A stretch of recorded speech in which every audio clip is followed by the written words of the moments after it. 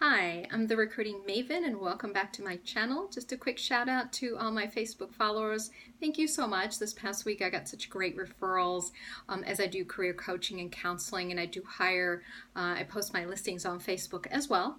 So thank you so much for that.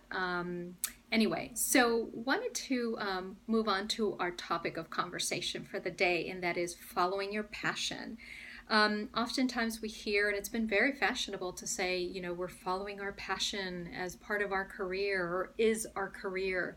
I, for one, would not be able to do that. I have such a wide variety of interests that, one, they're always changing, and two, my biggest passion that I could say maybe over the last 10 plus years is doing research about topics of interest. And that changes constantly. And that's not to say I'm flaky, that's to say I have a wide variety of interest.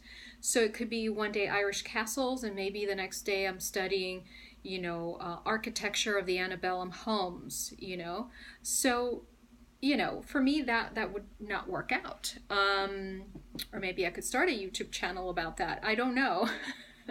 That certainly is possible, right?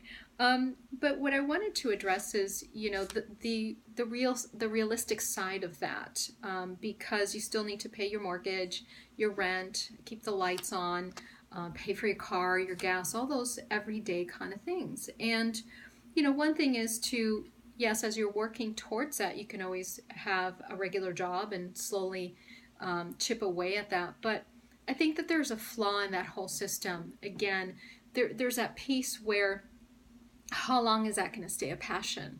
Is it 8 years? Is it 10 years? Is it the rest of your life? And what I'm trying to lead up to saying to you is essentially is, if it's just something that is a passion, how can that have longevity? Because we're such diverse creatures, we have so many interests that, I, for one, would have a hard time staying interested in one thing for more than 10 years. So I think a motivational piece to add to that would be, what is your contribution? What are you doing for others? Because I find that in the past, when I volunteered, or I maybe noticed that one of my neighbors doesn't have enough to eat or is in need of help for whatever reason, there isn't anything more satisfying, I think, on a very basic human level than to help someone else. And I think that that's just that one piece that's missing in following your passion. I think if there's a portion of that is contributing to humanity, however that may be, look at Elon Musk. He's definitely contributing to humanity in a positive way, right? But I think that one piece has to be added into the formula as you're taking a look at your passion and what your next step is, whether you're getting out of the university and looking around to see, what's going to be a really good career for yourself. Or if you're looking into sort of a second or possibly even a third career in your lifetime, making sure that there's that piece, that realistic piece. Do you know how to do the books? Do you understand tax laws? Because some of those things, if you become an entrepreneur, no matter what it is, even though it might be a very creative type of job, there's certain pieces that have to be there.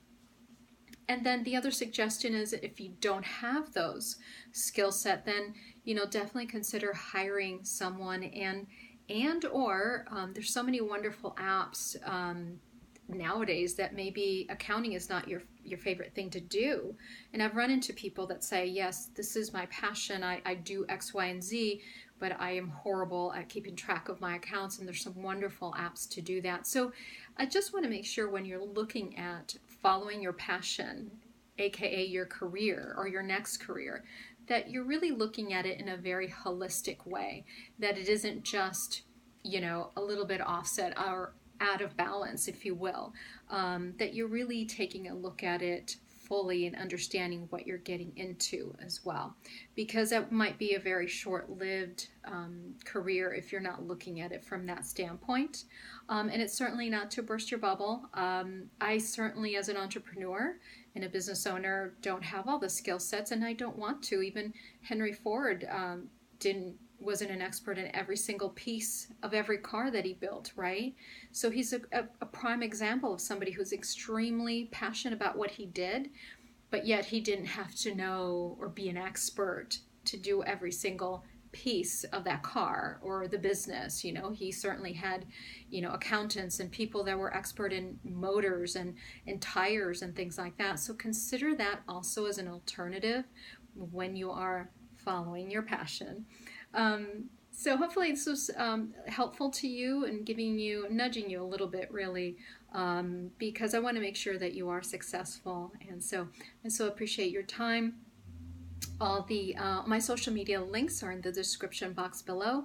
I so appreciate your liking and sharing my videos, and if you haven't subscribed, please make sure that you subscribe and hit that little bell to get notifications every time I upload, and I do upload twice a week, Tuesdays and Thursdays.